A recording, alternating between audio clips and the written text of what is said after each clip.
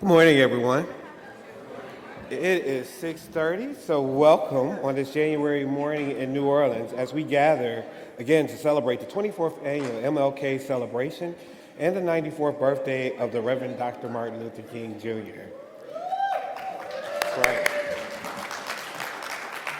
But before we begin today's program, we'd like to take a moment to pay tribute to our sister in love, Virginia Bradley Moore, affectionately known as Jenny. Jenny's involvement in ALA began in 1972. Her forever legacy includes the establishment and institutionalization of both the CERT Martin Luther King Jr. Holiday Task Force and the Martin Luther King Jr. Sunrise Celebration, the annual celebration that honors the life and legacy of Dr. Martin Luther King Jr. Through her efforts as longtime chair of the King Jr. Holiday Task Force, Jenny's work with CERT promoted the ideals of equity, diversity, and inclusion long before they became buzzwords. This work included incorporating the work of the National Library Involvement Committee of the Martin Luther King Jr. Federal Holiday Commission, which she chaired from 1992 to 1996, to form the King Jr. Holiday Task Force, CERT. She worked with ALA's Office of Literacy and Outreach Services and her beloved Black Caucus of the American Library Association to birth what is now known as the Martin Luther King Jr. Sunrise Celebration. If it isn't clear already, we're here in this room right now because of Jenny.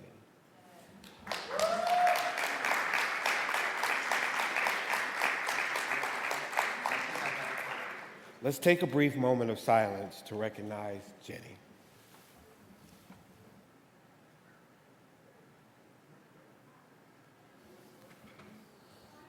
Thank you.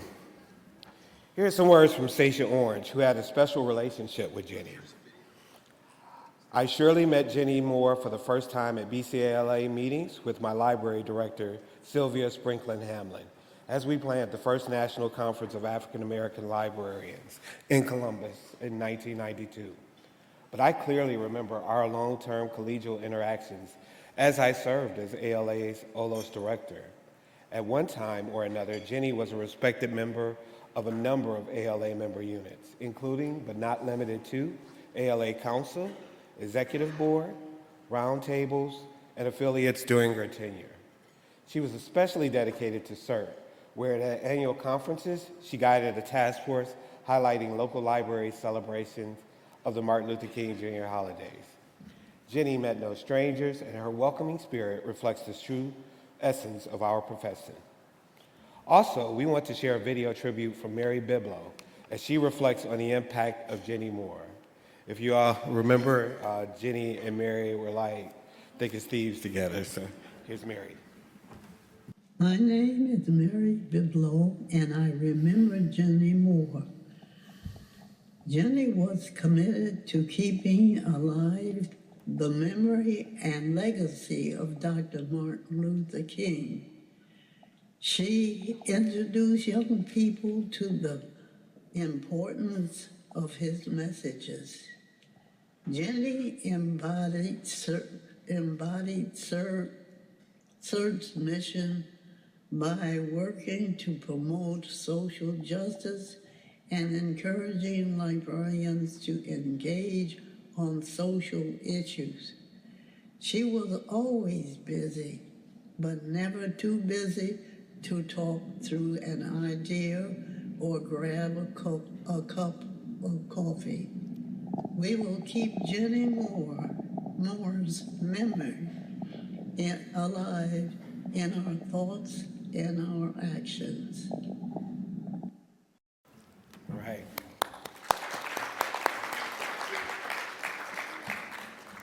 And we really like to thank you this morning for allowing us to take some time to honor our beloved Jenny Moore.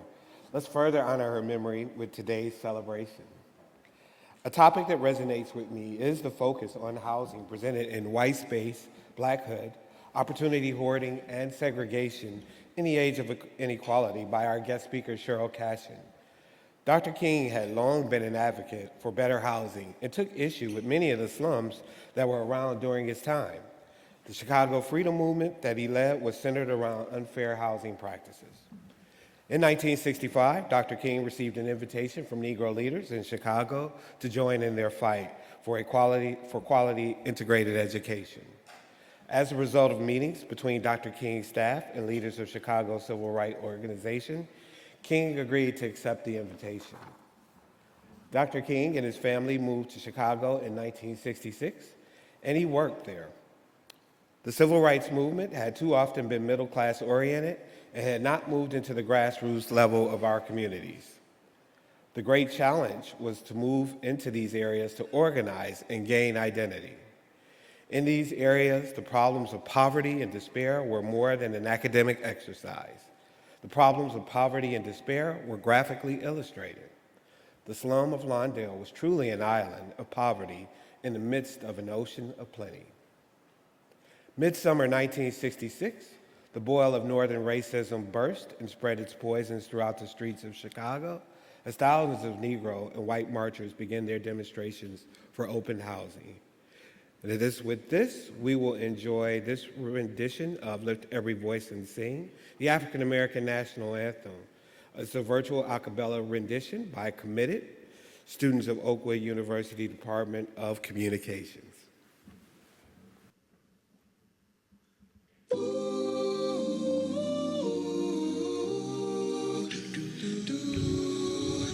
Lift every voice and sing, earth, heaven, ring, ring with the harmonies of liberty. Let our rejoicing rise high as the listening skies resound the rolling sea.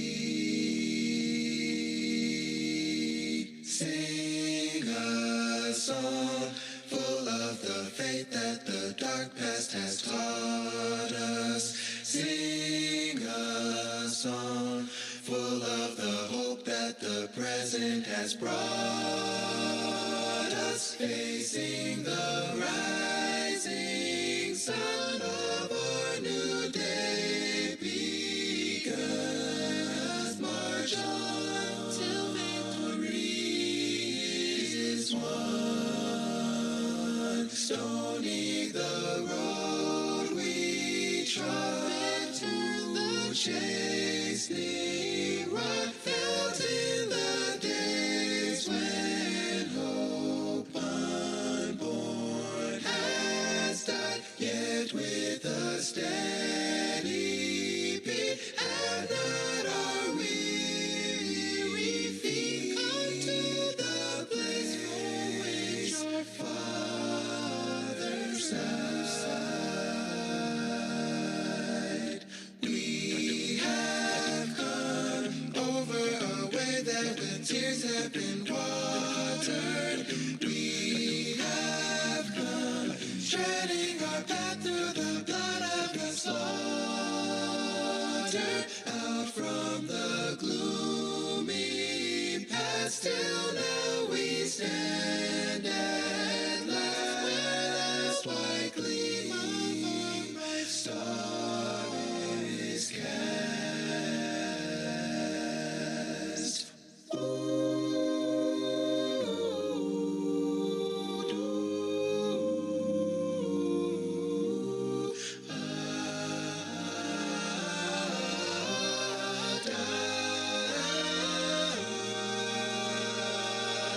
God of our weary years, God of our silent tears, thou who hast brought us thus far on the way, thou who hast by thy might led us into the light, keep us forever in the path we pray.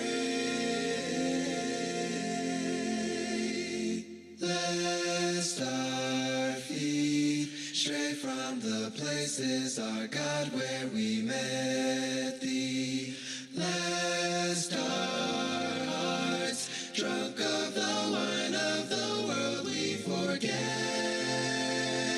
shadow beneath thy hand, may we forever stand true to our God, true to our God,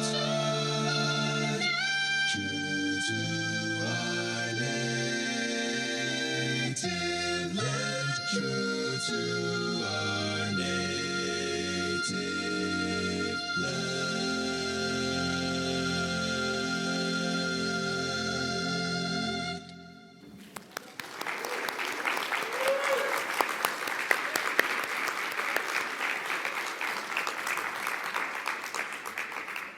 Thank you so much. Our formal program will begin now, and we will be bringing to the stage ALA President, Lessa Playa Lozada. But before we do that, I do want to take some time this morning to wish my esteemed coach here a happy birthday. Let's wish Andrew Sekou Jackson a happy birthday.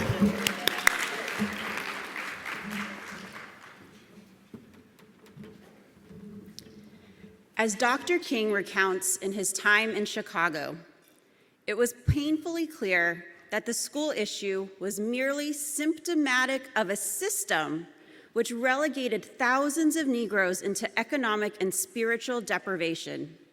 The only solution to breaking down the infamous wall of segregation in Chicago rested on our being able to mobilize both white and Black communities into a massive nonviolent movement which would stop at nothing short of changing the ugly face of the Black ghetto into a community of love and justice.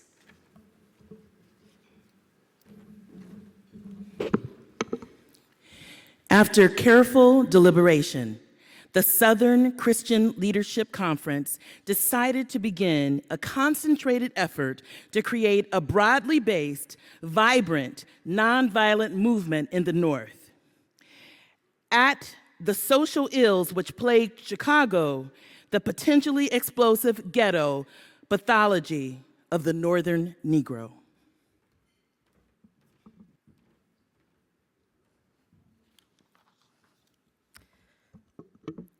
My concern for the welfare of Negroes in the North was no less than that for the Negroes in the South, and my conscience dictated that I should commit as much of my personal and organizational resources to their cause as was humanly possible.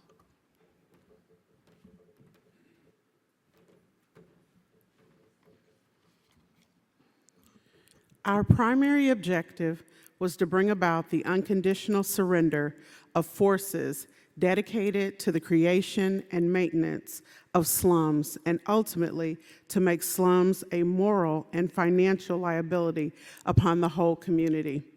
Chicago was not alone among cities with a slum problem, but certainly the slum conditions there were the prototype of those chiefly responsible for the northern urban race problem.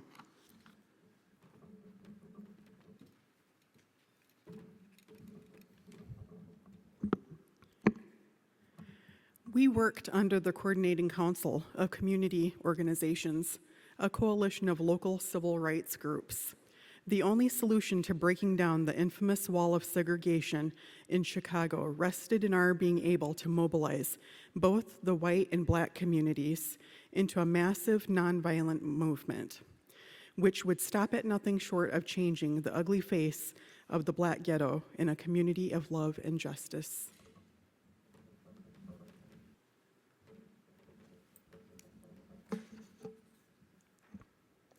Essentially, it meant removing future generations from dilapidated tenements, opening the doors of job opportunities to all, regardless of color, and making the resources of all social institutions available for their uplifting into the mainstream of American life.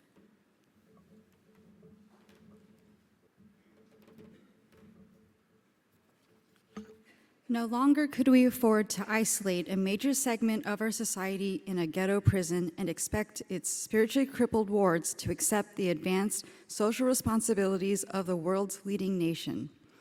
I had faith that Chicago, considered one of the most segregated cities in the nation, could well become the metropolis where a meaningful nonviolent movement could arouse the conscience of this nation to realistically deal with the northern ghetto.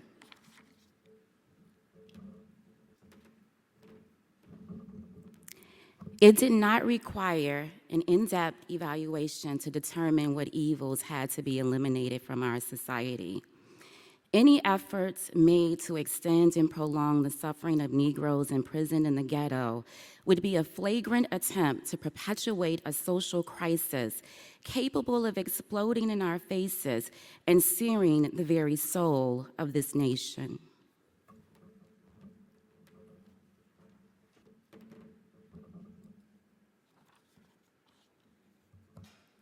During 1966, I lived and worked in Chicago. The civil rights movement had too often been middle-class oriented and had not moved to the grassroots levels of our communities. So I thought the great challenge was to move into these areas to organize and gain identity with ghetto dwellers and young people. That was the reason why I felt I would live in the very heart of the ghetto. I would not only experience what my brothers and sisters experience in living conditions, but I would be able to live with them.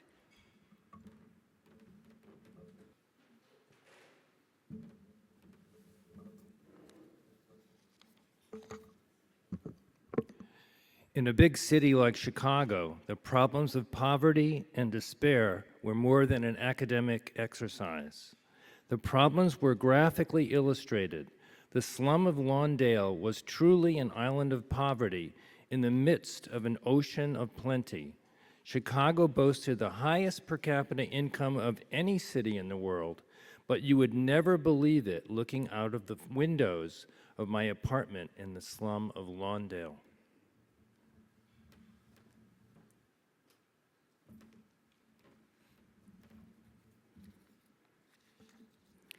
Too soon, you began to see the effects of this emotional and environmental deprivation. The children's clothes were too skimpy to protect them from the Chicago wind. The runny noses became a graphic symbol of medical neglect in a society which had mastered most of the diseases from which they will too soon die. There was something wrong in a society which allowed this to happen.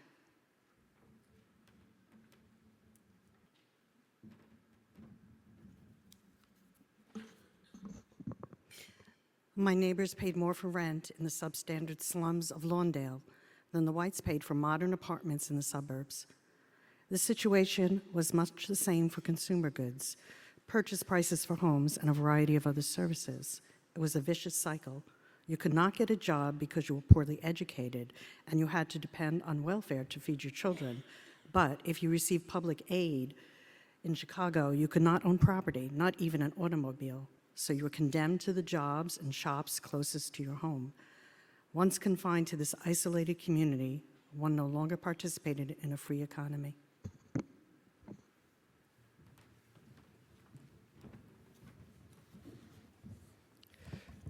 Today's keynote speaker is Professor Cheryl Cashin, author of White Space, Black Hood, Opportunity Hoarding and Segregation in the Age of Inequality.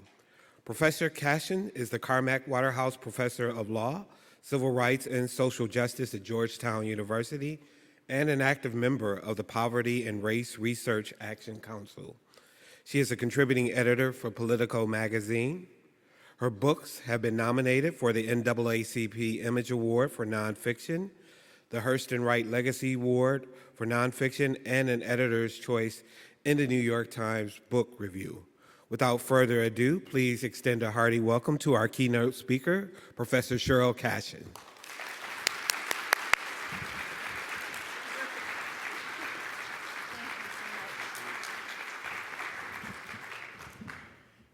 Good morning. I'm delighted to be with you this morning. I really want to thank the American Library Association, the co-chairs Jackson and Pringle, Kevin Strouder of the ALA, who's been shepherding me this morning. I want to thank my publicist, Bev Rivero, wave hi, from Beacon Press. Beacon Press has enabled me to be a writer, and I am forever grateful to you all, Bev. I also have to acknowledge my son, much to his chagrin, Langston, wave Langston, An audience of librarians know who I named him after. Well, as the daughter of civil rights activists from Alabama who knew Dr. King personally, it's a great honor to address you for a sunrise celebration of him. And it is a joy for me as a writer to address librarians. I want to begin by thanking you for your service, for what you do to bring books and truth for free to the masses. What a radical concept. All right? So, speaking of truth, let me begin with some truth-telling of my own this morning about Dr. King. We recently experienced the annual exercise of MLK Day, which is wonderful. But often I feel on MLK Day and its celebration, not this celebration particularly, I think it's easier for Americans to focus on his words of love and harmony rather than on his radical agenda for change. And thank you for focusing this morning on his radical agenda for change. Associating Dr. King with the movement he led to end the old Jim Crow of the South is a comforting vindication of American progress. But a close look, as we've had this morning, with his words and deeds impressing his vision on the North and the rest of the nation, I think renders him a more dangerous or uncomfortable figure. In our current moment of toxic racial division, I think his ideas for radical transformation and reconciliation are more relevant than ever. So thank you for focusing on that today. And in preparing to speak to you, I did my homework, Kevin. I read my assignment, chapter 28 of the autobiography of Martin Luther King Jr. And for me, it was a truly refreshing primer on King's tactics for nonviolent social change. As the readers said, he moved his family into a tenement apartment in one of the poorest communities in the Windy City in 1966, in 1966. And this was his entree to Northern agitation. He wanted to organize or help with the organization of a broad nonviolent movement that would attack hypersegregation, the iconic ghetto, and the systemic exclusion of Black Americans from white neighborhoods. The Southern Christian Leadership Conference, which Dr. King led, and its many local affiliates had mounted a successful nonviolent sit-in movement throughout the South. Black Americans throughout the South, including my parents. I'm one of the proud legacy stories of my family is that my mother took me at age 4 months in her arms to a sit-in in Huntsville, Alabama, to order a hamburger and got herself arrested, along with an 8 months pregnant woman. They were both doctors' wives. And that got a lot of attention, and that was the transforming movement and the Huntsville sit-in movement. They desegregated public accommodations 2 full years before the Civil Rights Act was passed without violence. But Birmingham, not Huntsville, was the symbolic city in which social transformation ultimately altered politics. When Bull Connor turned fire hoses and attack dogs on crusading children, the nation was horrified, and this helped usher passage of the Civil Rights Act of 1964. Similarly, the spectacle of police clubbing the heads of John Lewis and others on the Edmund Pettus Bridge accelerated the passage of the Voting Rights Act of 1965. Well, in the wake of those victories, Dr. King thought that Chicago would be an equally strategic city for piercing the nation's conscience about Northern segregation. As the readers made clear, a broad coalition of local groups on the ground in Chicago had been organizing to desegregate schools and to open housing. And they invited Dr. King and SCLC to join their campaign. Together, they planned marches, rallies, and other strategic confrontation, like praying in front of real estate offices. They wanted to dismantle the system of what I call residential caste that had been imposed on the great migrants. The dominant response of the United States of America to 6 million black people moving north over 7 decades, from the 1910s forward, trying to escape Jim Crow and seek opportunity elsewhere, was to contain them in their own neighborhoods through violence, through racially restrictive covenants, through racial zoning, and when that got struck down by the Supreme Court, exclusionary zoning, and to redline those neighborhoods, cut them off from the kind of public and private resources that were rained down on white neighborhoods. And we live with this system of residential caste to this day. They wanted to transform, they wanted to dismantle that system and transform all social institutions to include black citizens and make upward mobility real for all people.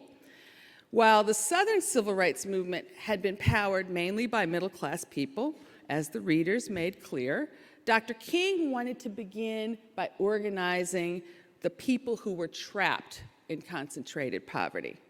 And so he moved his family into North Lawndale, then a West Side locale of poverty that was more than 90% black.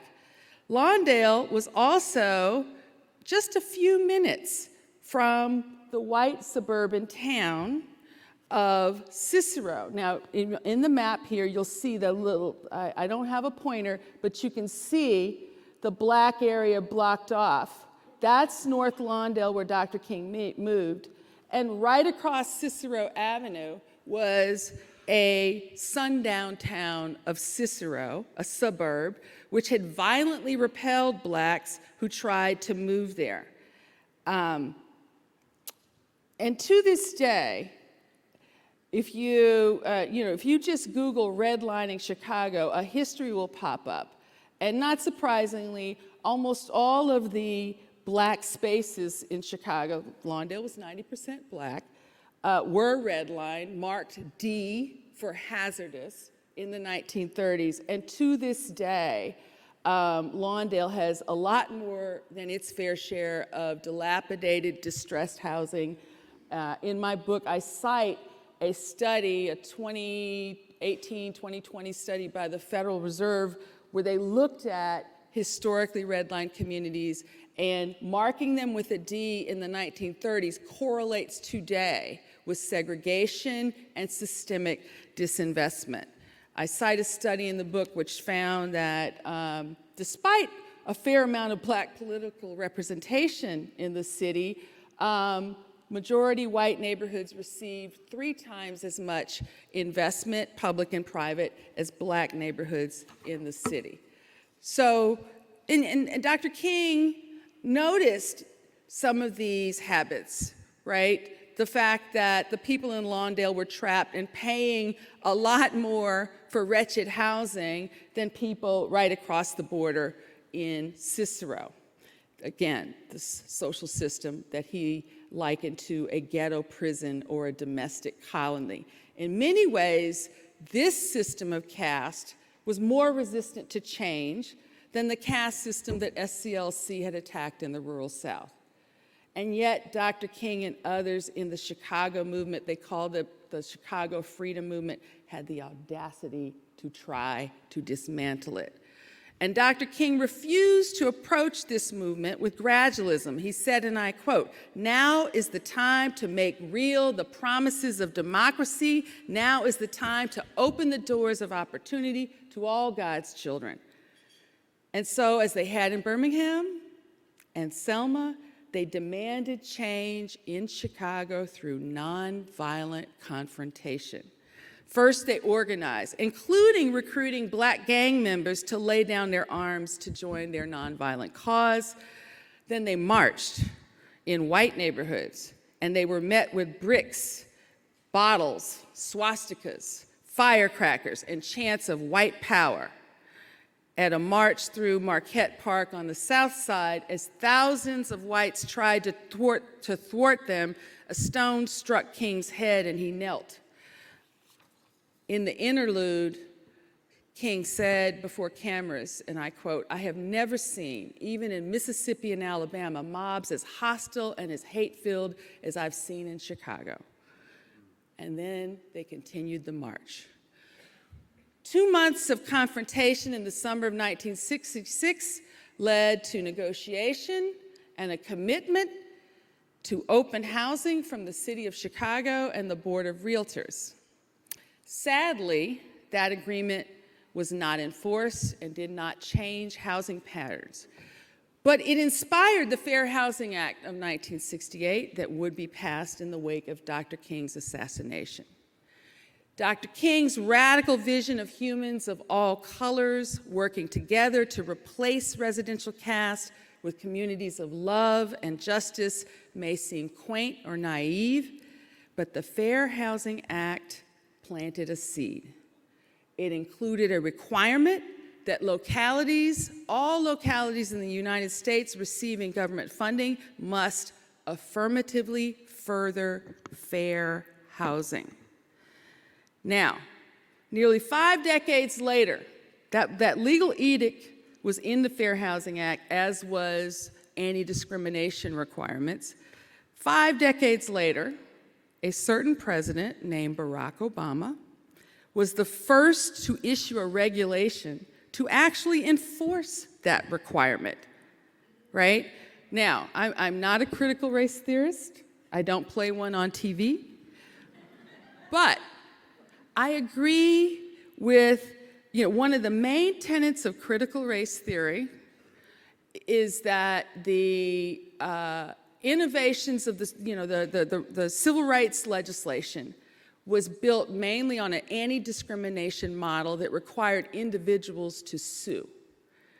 But it's nearly, and their critique is that it's kind of hard, if not impossible, to dismantle systems based on individuals filing lawsuits, right? So the affirmatively furthering fair housing law was a systemic solution. And Barack Obama, the former Chicago community organizer that had been organizing in the same kind of poor neighborhoods, began to attack this system with the affirmatively furthering fair housing rule. It required cities to do more than just plan for affordable housing. They actually had to adopt policies that built more inclusive communities and neighborhoods. Well, not surprisingly, Barack Obama's successor rescinded that regulation and bragged on the campaign trail when he was trying to get reelected in 2020 about rescinding it to try to woo the very same white suburban voters or the people in white spaces, basically encouraging the same kind of anti-Black resistance, right? President Biden and his administration, the Department of Housing and Urban Development, headed by Secretary Marcia Fudge, has reinstated the rule and is helping communities be more inclusive. Birmingham, Selma, Chicago. These examples vindicate Dr. King's philosophy that tension was necessary to spreading awareness of systems of oppression. They caused tension through nonviolent means to get in front of people to spread awareness. This is how you gather multiracial power for change. Well, when the key planks of American segregation were countered by new civil rights laws. Dr. King, in his final years, he didn't know they were going to be his final years, but he had some suspicions. He turned to tackling poverty and economic oppression. He had endured the backlash of those who saw civil rights gains as coming at the expense of whites, but he did not give up on the radical Christian ideal of redemption and agape love in which former enemies might come together, ideally as friends. And in his last month, Dr. King was organizing the Poor People's Campaign. He aimed to build a multiracial army to bring poor blacks, whites, Latinos, indigenous people, and others to the National Mall to demand an economic bill of rights. He wanted all people to be able to work to feed a family and have economic security when work disappeared. He hoped that with this basic, pure goal of economic security, the civil rights movement would find a middle ground between frustrated urban rebellion on the left and backlash on the right. Sorry. I guess that was a Freudian slip. Let's move on.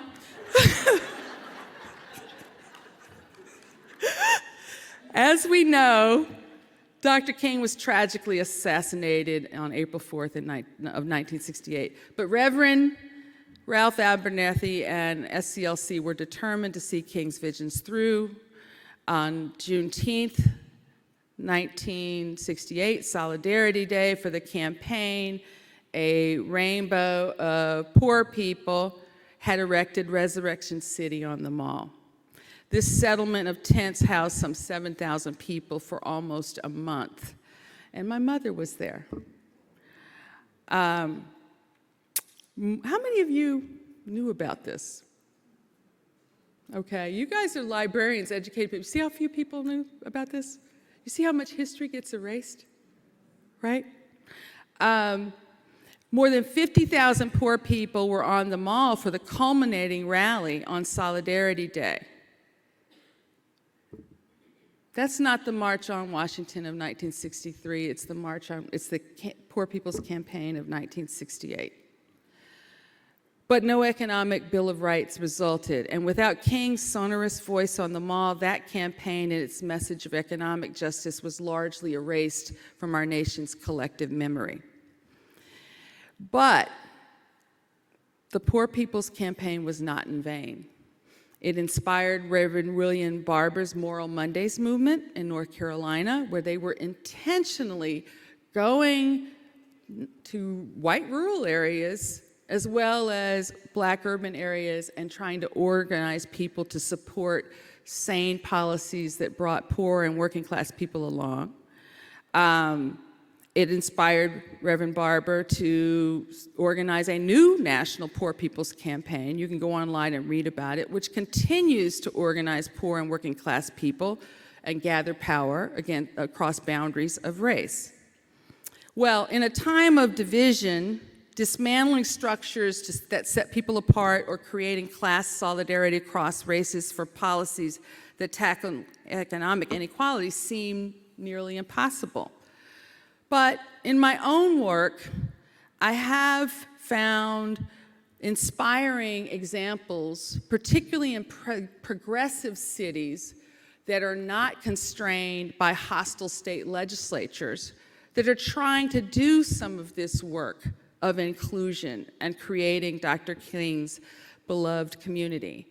And as I argue in the final chapter of my book, White Space, Black Hood, the first step to transformation is to change the lens applied to people trapped in concentrated poverty.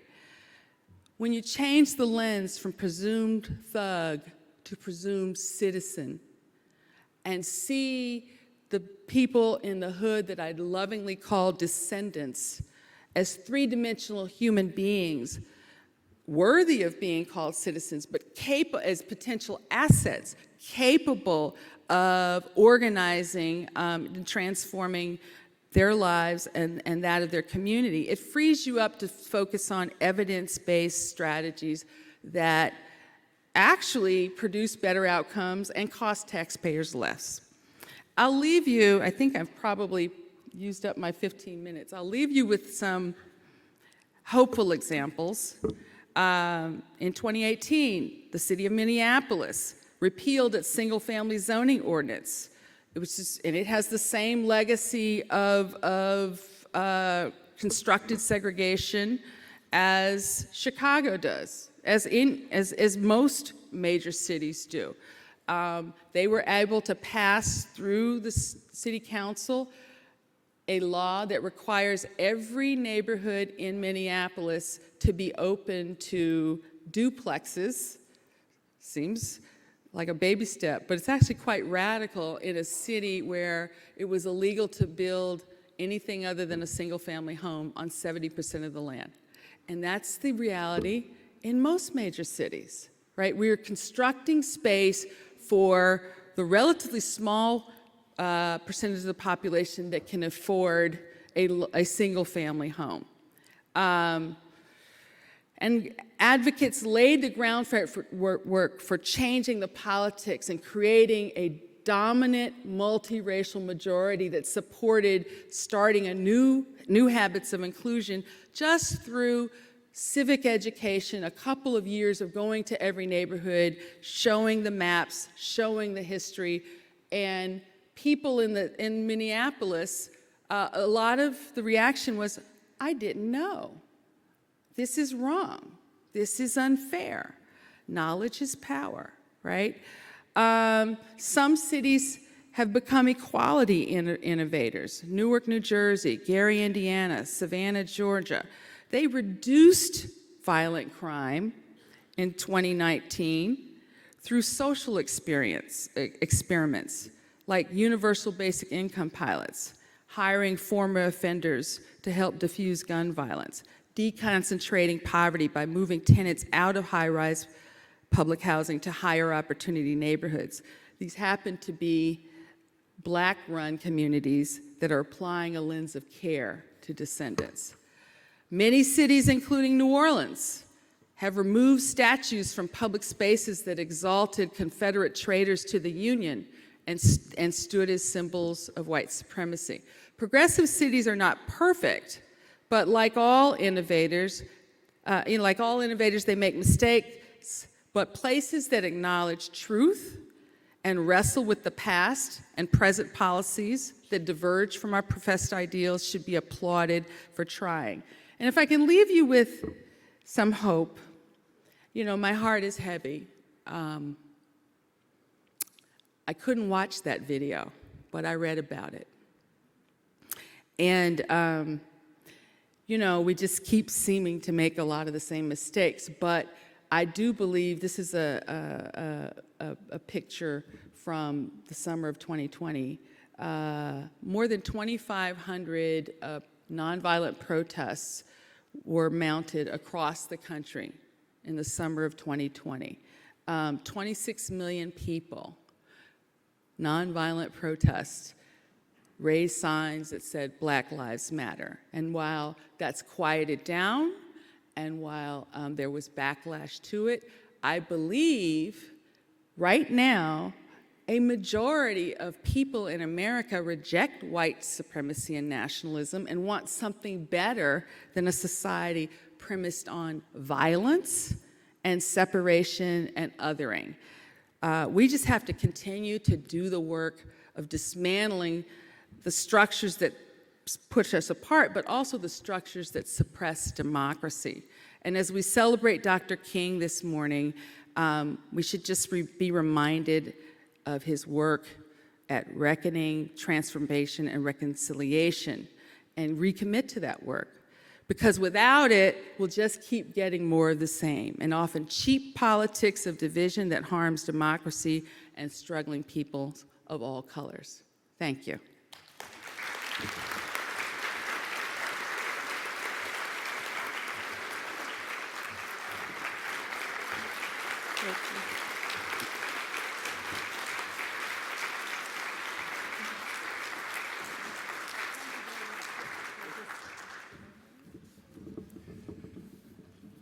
It is a psychological axiom that frustration generates aggression. Certainly, the Northern Negro ghetto daily victimized its inhabitants. The Chicago West Side, with its concentration of slums, the poor, and the young, represented in grotesque exaggeration the suppression that Negroes of all classes feel within the ghetto. The northern ghetto had become a type of colonial area. The colony was powerless because all important decisions attending the community were made from the outside. The profits of landlord and merchant were removed and seldom, if ever, reinvested. The only positive thing the larger society saw in the slum was that it was a source of cheap surplus labor in the times of economic boom. Otherwise, its inhabitants were blamed for their own victimization.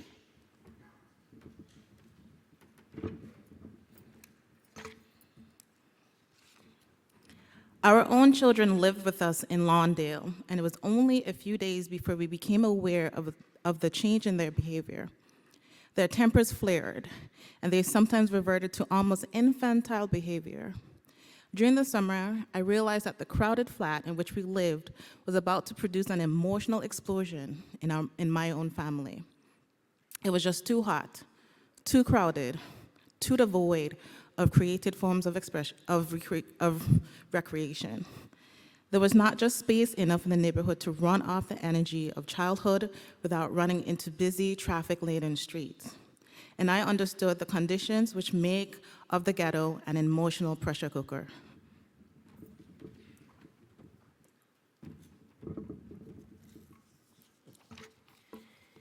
In all the speaking that I have done before varied audiences, including some hostile whites, the only time that I have ever been booed was one night in our regular weekly mass meeting by some angry young men of our movement.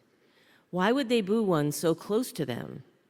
They booed because they felt that we were unable to deliver on our promises, and because we had urged them to have faith in people who had too often proved to be unfaithful. They were hostile because they were watching the dream that they had so readily accepted turn into a frustrating nightmare.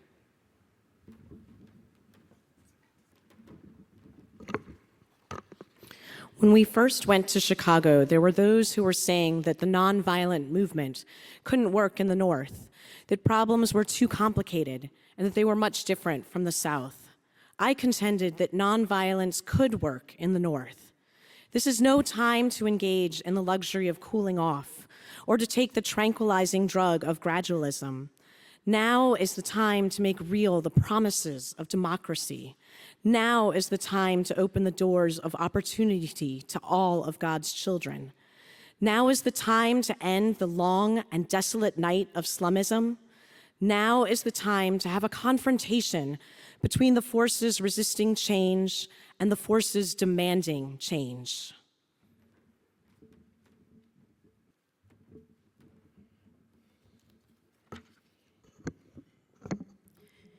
It must be remembered that genuine peace is not the absence of tension, but the presence of justice. Justice was not present on Chicago's West Side, or for that matter, in any other slum communities. Riots grew out of intolerable conditions. Violent revolts are generated by revolting conditions. And there is nothing more dangerous than to build a society with a large segment of the people who feel they have no stake in it, who feel they have nothing to lose.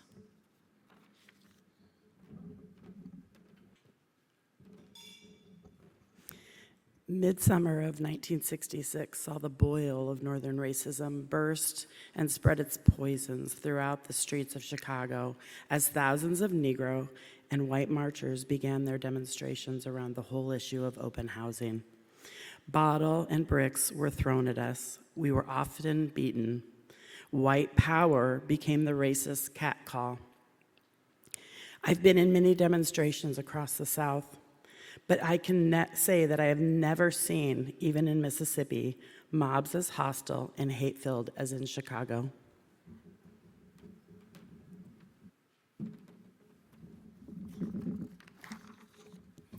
Day after day during those Chicago marches, I never saw anyone retaliate with violence.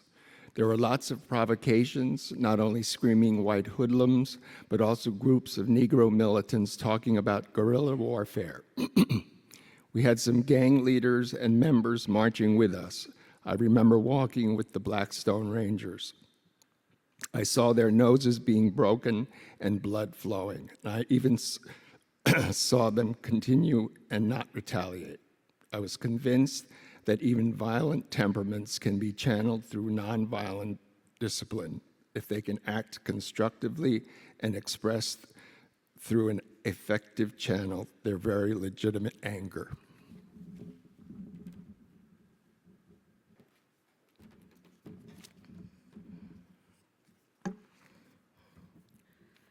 When we joined with the Coordinating Council of Community Organizations, we outlined a drive to end slums.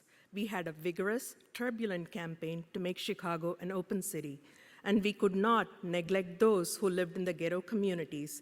At the same time, Negro communities had to be made more hospitable for those who remained.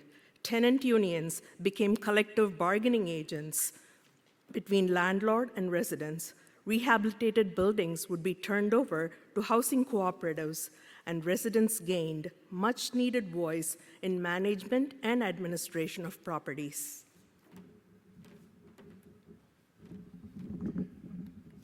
Operation Breadbasket completed negotiations with major industries, milk, soft drinks, and chain grocery stores, added to approximately 8 million new and upgraded jobs for Negro employees worth over $7 million in a new annual income for families.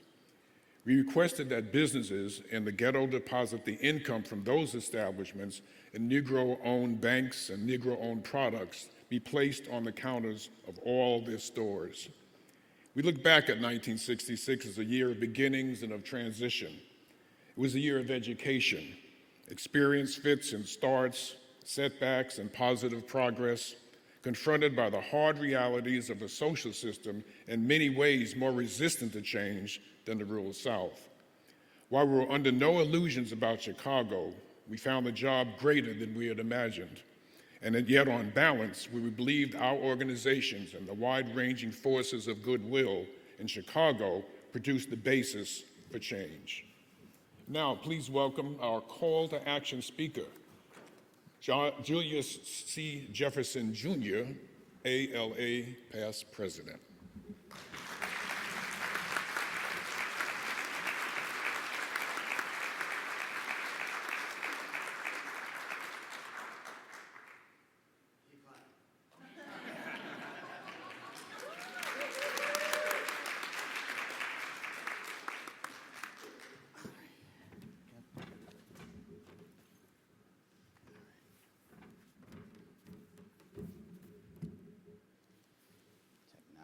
Technology.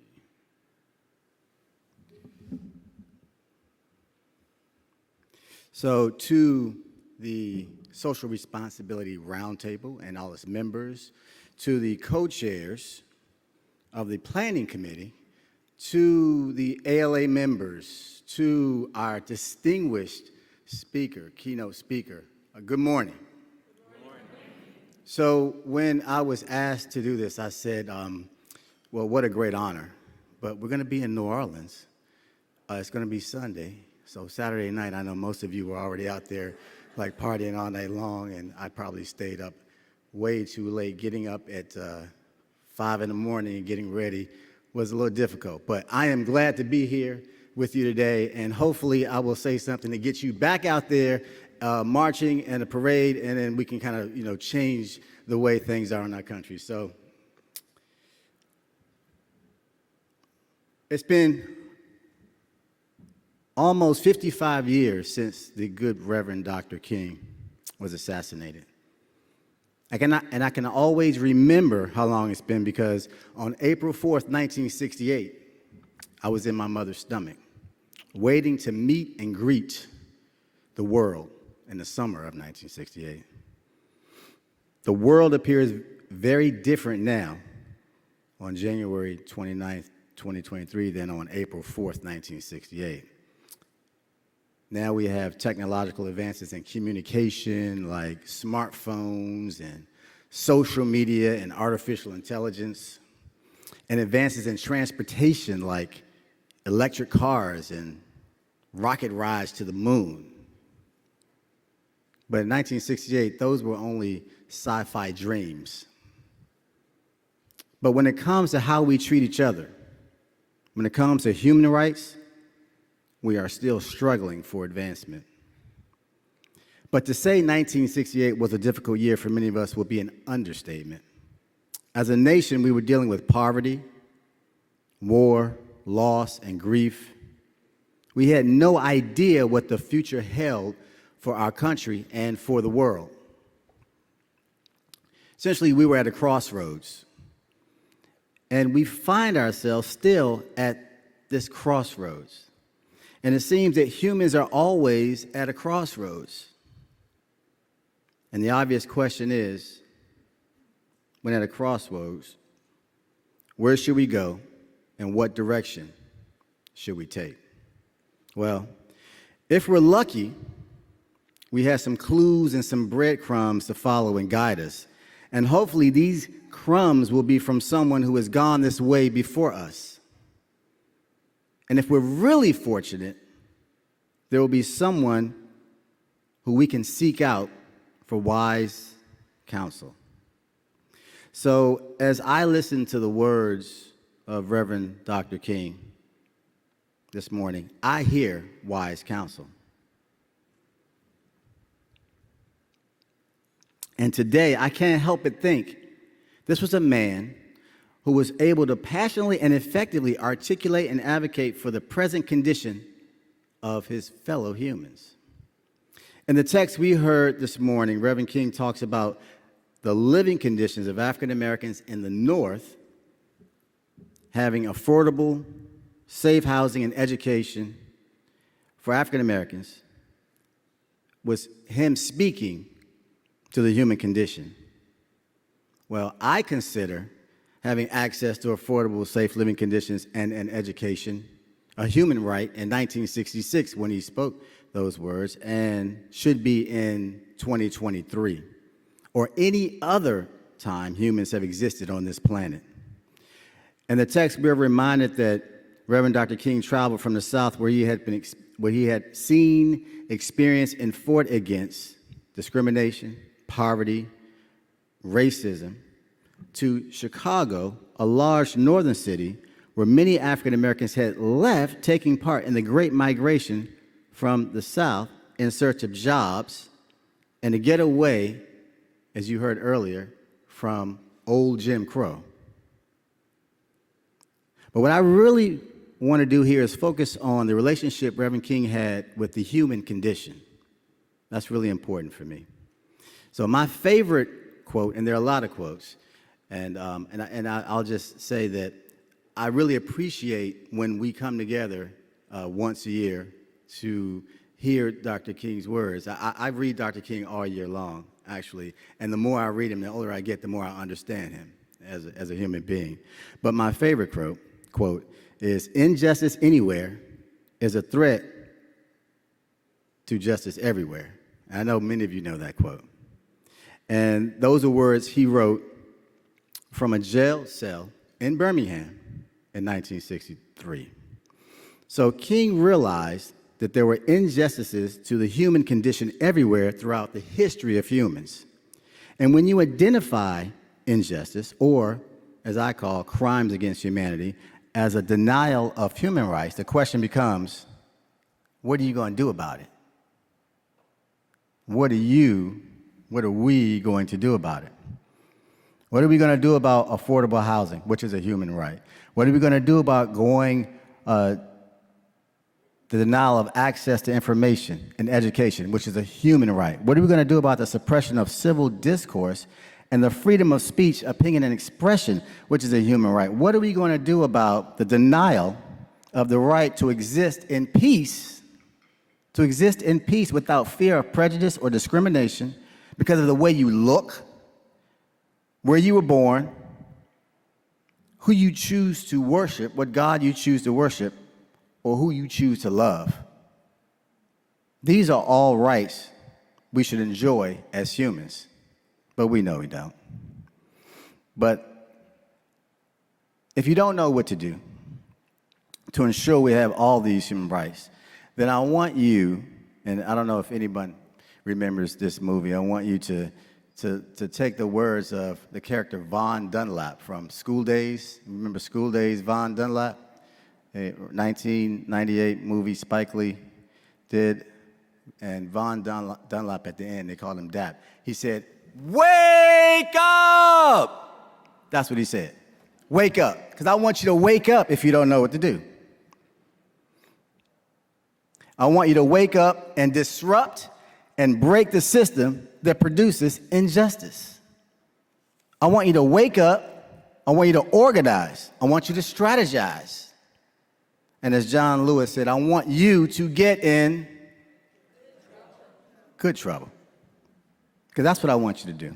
Because we have an obligation as humans to look out for each other. If you see a crime being committed against another human and you do nothing, to me, you are an accessory to that crime, an accessory to denial of human rights. If you see xenophobia, homophobia, racism, sexism, discrimination of the physically impaired, discrimination based on your religion, and you do nothing, then you are promoting injustice.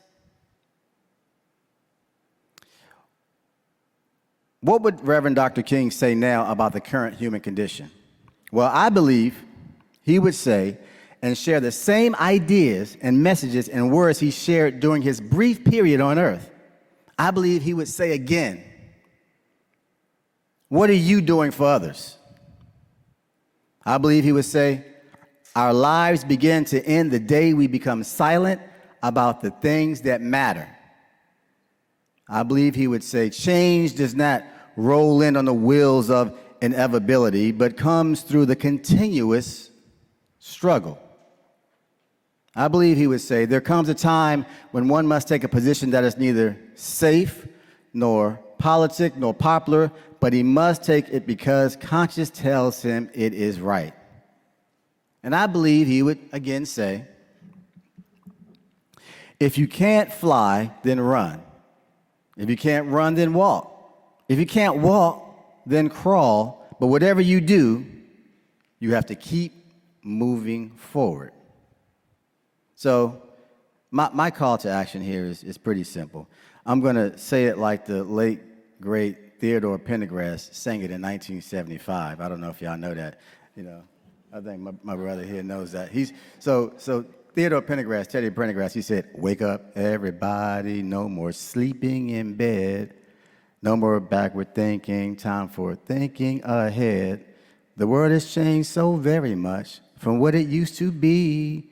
There's so much hatred, war, and poverty. That's what I think we need to do. I'm not a singer, I'm a drummer, but I try. And when you wake up, I want you to look at that human being in the mirror and, like the King of Pop sang, make a change for once in your life. It's going to feel real good, going to make a difference, going to make it right. So if we wake up, identify injustice, disrupt the existing system of injustice, we will become the caring and loving beings I believe we are supposed to be. Then you can be that light, that guide at the crossroads for each other, knowing where to go next, making our human existence better. So finally, I want you to know that if we don't wake up, if we don't identify injustice and disrupt the system to make humanity better, then the question will not be what will happen to me if I help, but the question will be what will happen to us if we don't help. Wake up, everybody.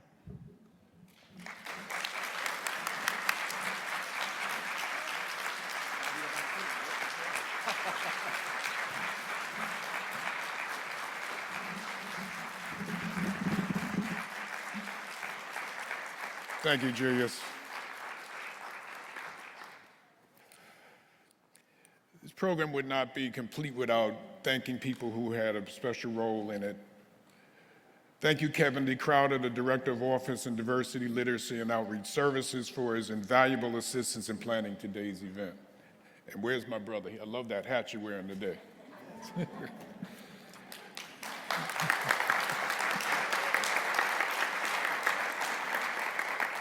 A special thank you to Beacon Press Incorporated, our guest speaker, Cheryl Cashin, and the call to action speaker, Julius C. Jefferson Jr. Thank you, OCLC, for your continued support of this annual Dr. King event. And now please welcome Lynn, I hope I get this right, Ginny Conaway, OCLC Executive Director of Research.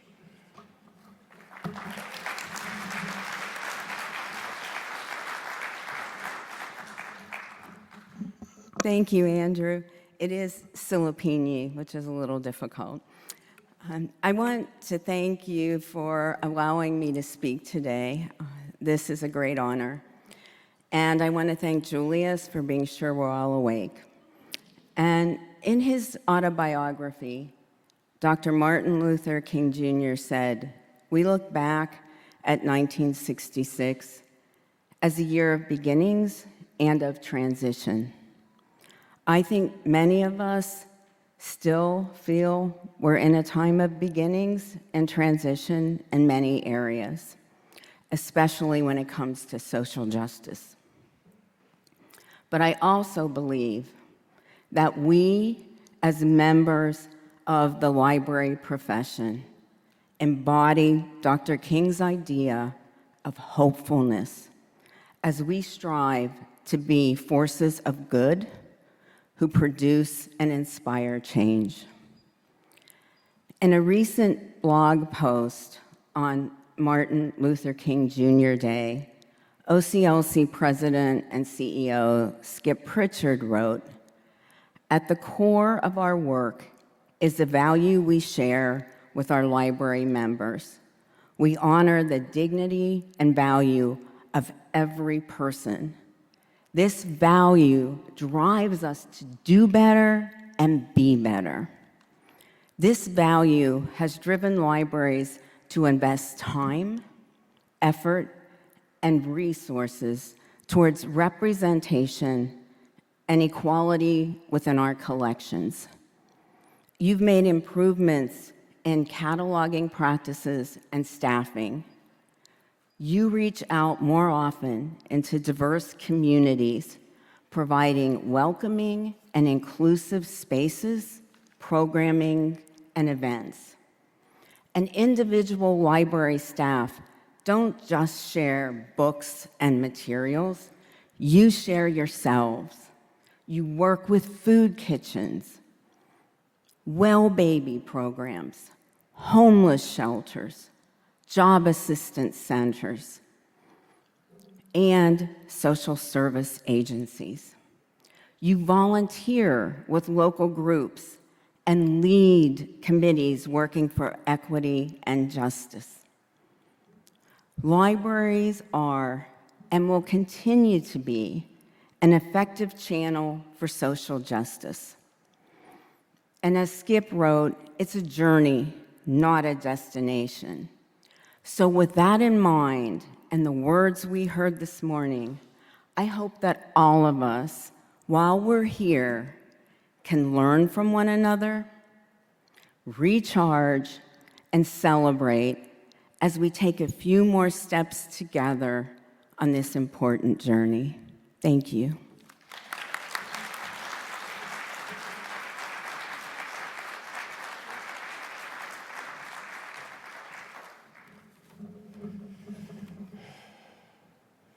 We also have to thank the social responsible.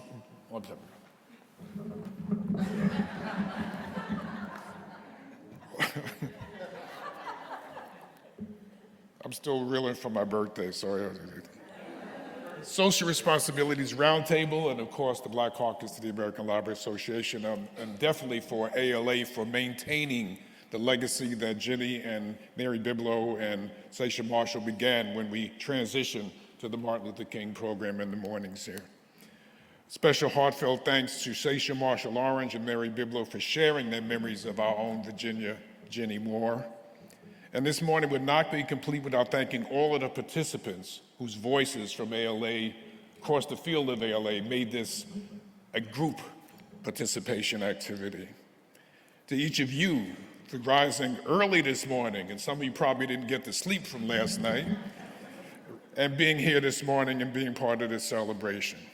So please rise and join hands as we close the MLK celebration in song as we do each year, singing "We Shall Overcome." And the words are in your program.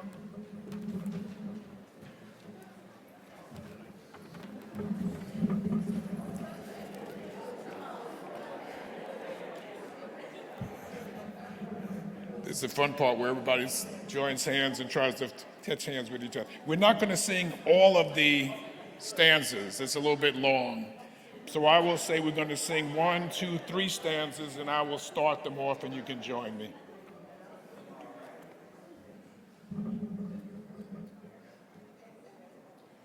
You have no idea how the beauty I see every year when we do this, and I look out and see our ALA family joining together in this celebration each year.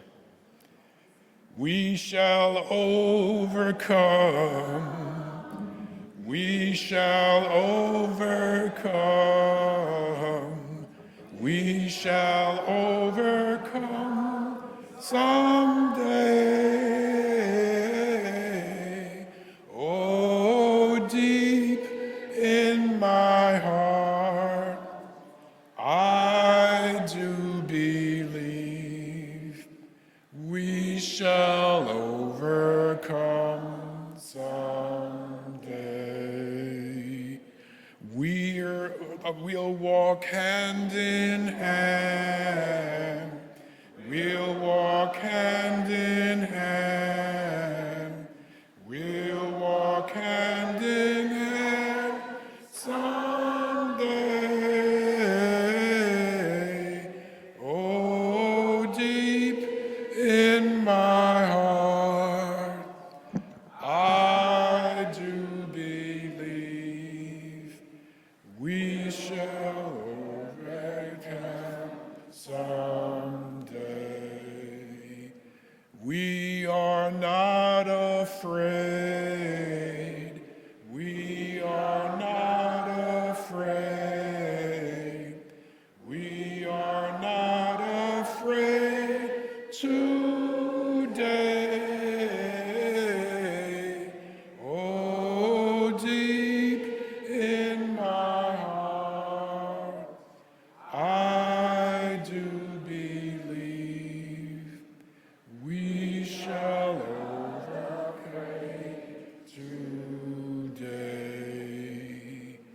We shall live in peace. We shall live in peace. We shall live in peace someday. Oh, deep in my heart, I do believe we shall live in peace someday. Peace and blessings, everybody. Get home safely.